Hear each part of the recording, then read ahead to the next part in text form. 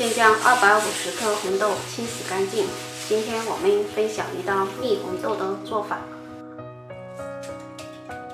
洗好的红豆倒入碗中，倒入没过红豆2公分的水，浸泡6个小时。这个红豆就已经泡了6个小时了，看上去就长发了很多。将泡好的红豆连同水一同倒入锅中，盖上盖子，水开后煮20分钟。时间到，这是煮了20分钟的状态。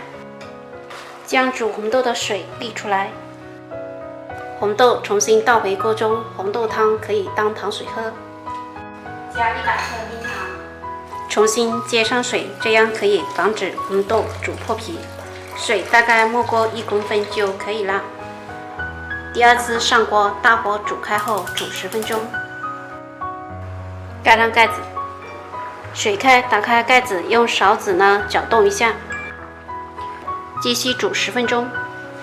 时间到，关火，用拇指轻轻一压就碎，说明豆子就已经煮好了。将多余的红豆汤倒出来，我们的蜜红豆就做好了，每一个都非常的软绵完整。晾凉后装入密封盒中，盖上盖子，放冰箱冷藏1个晚上，更加好吃哦。